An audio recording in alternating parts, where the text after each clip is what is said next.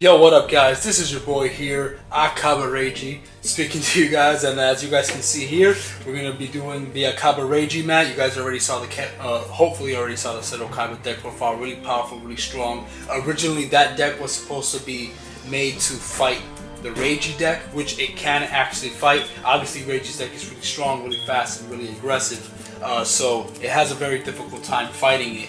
But I feel like the way we built that Kaiba deck is the best way we can build it to fight against Reiji, or against anybody really, because it's very, very powerful, very strong, very fast. But yeah, so that duel will come. This video should be uploaded on Christmas, as well as the Seto Kaiba one. Both of them will be on the same day if everything goes well. And then on the 31st, we'll download the duel between these two awesome rivals, Seto Kaiba versus Akaba Reiji. So for now, let's go to the deck profile. I can't really build it any specific way because he didn't have that many cards, he didn't duel that many times, so his deck list is very simple and straightforward. So yeah, we just got the 3 DDD Doom King Armageddons. Rip-offs. Hey! Shut up! So we got the 3 Armageddons here. His aces, his 3 blue eyes essentially. And then we got DDD, Oblivion King Ragnarok, really powerful card, I love that card. DDD Chaos King Apocalypse, DDD Savant Thomas. We got the 2 scales, the scale 1 and the scale 10, the 2 original ones that he used, Kepler and Galilei. Then we got the scale 1, scale 10 again, Savant Newton and Copernicus. Really powerful cards. Really helps you summon out your level 8 DDD monsters from your hand or extra deck.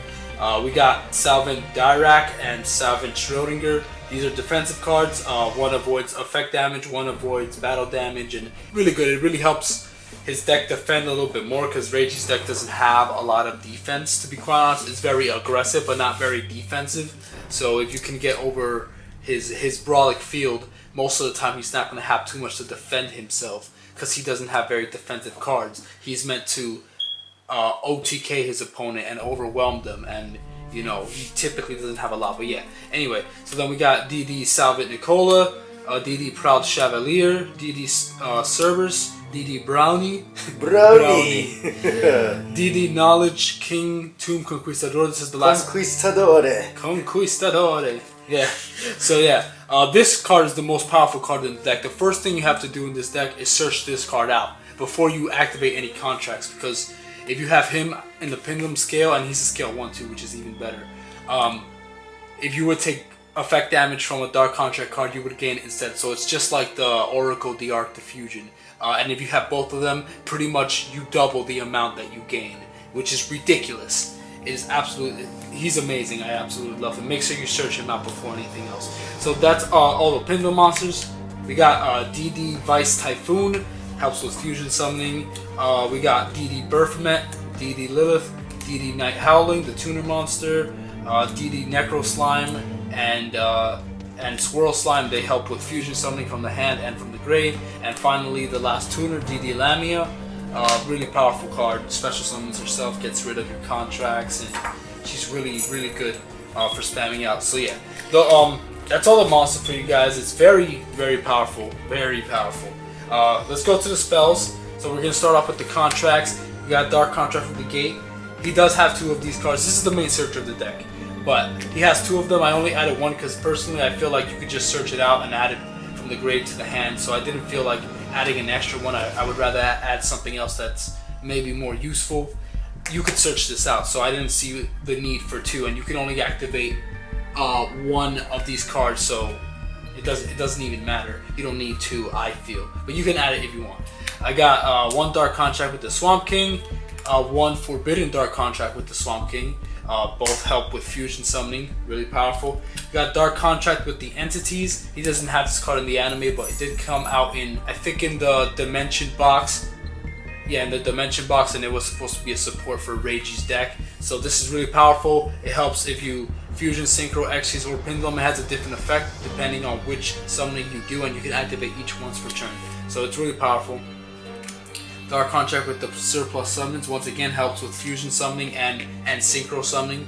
Really powerful. Illegal Dark Contract with the War God. It helps you get over your opponent's monsters and makes your monster stronger by decreasing the attack of an opponent's monster by 1,000 and increasing one of your monster's attack by 1,000. It's very helpful because Reiji, although he's a power duelist, he doesn't have exactly that much like doubling attack and stuff. So this is as much as we can get for like increasing attack and stuff. So yeah, we got Dark Contract with the Underworld Insurance. This is mainly used against stall players. So if your opponent is stalling and if you attack your opponent's monsters and none of them were destroyed by battle or a card effect because of an effect or whatever, you can, during your main phase 2, you can draw a card for each monster that wasn't destroyed by that battle. So it could come in handy, especially if you're fighting against Yusei or Yuya or even Yuma, who are quite defensive. So yeah, you could tech this out depending on who you're dueling, because there are some players that aren't that defensive.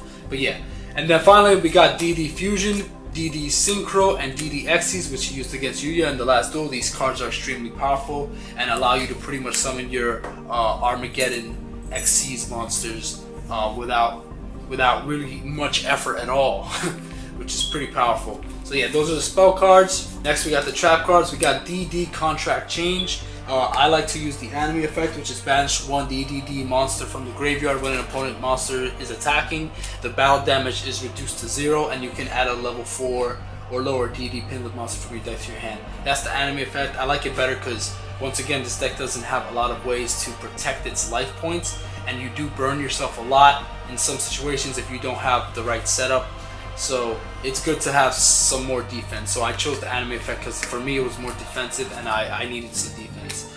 Contract Laundering, really powerful card, allows you to wipe the board of all your contracts, and then you get to draw for each contract that was destroyed, and you gain 1,000. So it's nothing but pluses. It's just nothing but pluses. DD Human Resources helps you reshuffle cards back into the deck and then add 2 DD monsters from your deck to your hand. I use this a lot against Seto Kaiba's deck. So whenever he was gonna bomb my field, I just returned them back to the deck and then added 2 to my hand. So kind of dodged that. So that's a clever way to use it. You use it to dodge big plays like that. Dark Contract with the Abyss Pendulum. It's a very specific effect. It doesn't always work. It depends how you do it. But try it out and see how it goes. I wanted to try it, so I added it in. Dark Contract with the Witch. Really powerful cards, allows you to pop cards and gain 1,000 attack for all your monsters during your opponent's turn only. So you could really trap your opponent with that and pop stuff, which is great.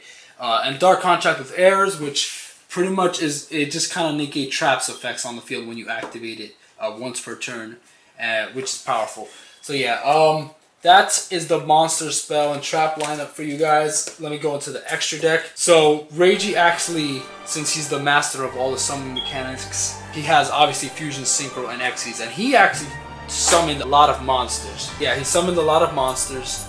So he has DDD, Flame King Genghis, the evolution of, in the anime he's called Temjin. So yeah, this is Executive Tenjin, the evolution of that. DDD Oracle the Art, one of the best cards in the deck that allows you to, not burn yourself and instead plus. And if you have that with Conquistador, then you're set and you'll just gain life points every single turn. Like double the life points, actually. Yeah, double the life points, which is really sick. DDD Dragonbane King Beowulf. He makes all your DDDs pierce, yeah, which is ridiculous. Which is stupid. And then during your standby phase, you can pop all spell and trap. He's a heavy storm. He's a heavy storm. But a choice heavy storm. Yeah, you could choose to do it. You don't have to, but that gets rid of your contracts in case if you don't have the right. Conquistador. Yeah.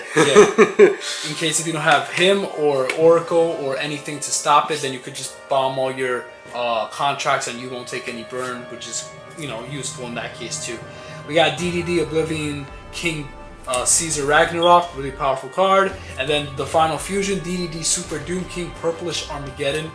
He pops, he burns. The anime effect, he prevents it from being destroyed by battle, but use whichever effect you want, doesn't matter, anime or real effect, it's up to you. So that's the fusions, I'm gonna put that right there. Then we got the synchros, DDD Gust King Alexander.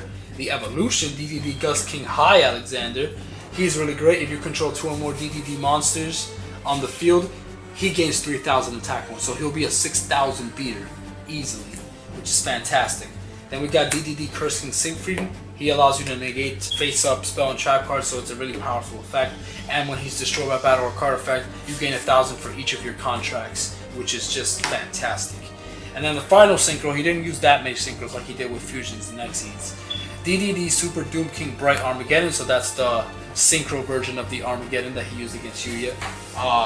He makes it so all your monsters are prevented by card effects. Can't be targeted by card effects, which is great. He has a second effect with Pendulums, but that only works against Pendulum decks, so it's not really the greatest. It was weird. And then finally we got right here the Xyz, DDD Wave King Caesar, and its evolution, DDD Wave High King Caesar.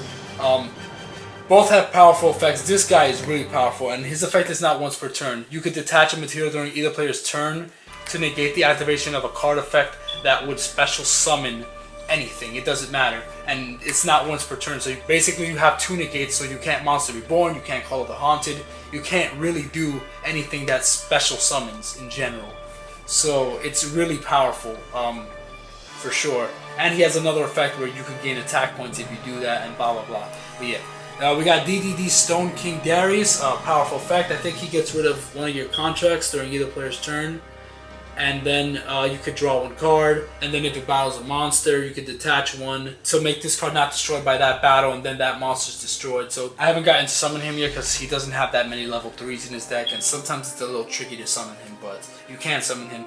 DDD Marksman King Tell. I think he just pops and burns, and you could overlay him on top of a rank 4 lower DDD Xyz, I think. No, just a rank 4 DDD. So basically just him, just Wave King Caesar. Then we got another really powerful DDD, DDD Dual Dawn King Kali Yuga. Really powerful effect. He's when he's summoned onto the field, negates everything. My favorite. Yeah, negates everything. You can't activate anything, and then you can also detach a material to pop all spells and trap cards on the field, and you could detach a material to target a dark contract in your graveyard and set that target. Just OP for no reason. For no reason. And then finally, DDD Super Doom King Dark Armageddon. This guy makes it so none of your Pendulum monsters can be destroyed by card effects. So if you have these 2 together, basically it just makes it so your monsters can't be targeted or destroyed by card effects for the most part. And he also pops for each Pendulum monster you control and stuff. But yeah, that's the extra deck for you guys. We're gonna go into the side deck. There's not a big side deck. It's very small because he didn't debut that many times. He didn't duel that many times. So we got DD Savant Nikola, Berfomet. He had a copy of Berfomet. DD Ghost. You can add this in the deck if you want. I didn't add it because its effect is not that good, but it is a level 2 tuner. So if you want to add it for that purpose, you can add it. DD Pandora. You would think the draw 2 effect is good, but it just never comes up because her effect just makes it impossible for you to do it. So I didn't even add her. Dark Contract with the Monopoly Seal. This is kind of a stun type card, and I don't like using stun type cards. So I didn't add that for that reason. Here's the other Dark Contract with the Gate. This card, Dark Contract with the Eternal Darkness. That's also another stun card that makes it so I think like your opponent can't tribute, Fusion, Synchro, or Xyz, which is like stupid. It's just like basically your opponent can't really do anything. I don't like adding stun cards because it's not fun. That's not like I could win without stunning my opponent out. So I don't like adding it, but you can add it if you guys want. And then Dark Contract Renegotiation. Yeah, Renegotiation. Once per turn, you can negate the effect of an opponent's spell trap card. If you negate the effect of an opponent's spell trap card with a card effect, you can activate that opponent's effect during the standby phase, blah blah blah, you take 1,000. But yeah, so that's the side deck, main deck, and everything. Like I said, it's a very simple, self-explanatory deck. There's a lot of effects, so obviously I'm not going to get into it, but it's very powerful. Try it out. And this will be dueled against Seto Kaiba's turbo deck, as I like to call it. It's the turbo deck because it's very fast and aggressive. But yeah, that's the deck profile for you guys. I hope you guys enjoyed. Thank you guys for watching. I hope you guys are looking forward to the Akaba Reiji versus Seto Kaiba duel at the end of this year, to end off the year, the final duel of the year. We worked very hard on that script. It's really awesome, and we can't wait to show you guys. I don't really have an outro, so I'm just gonna go with my usual. Riding Duel Acceleration. Gotcha!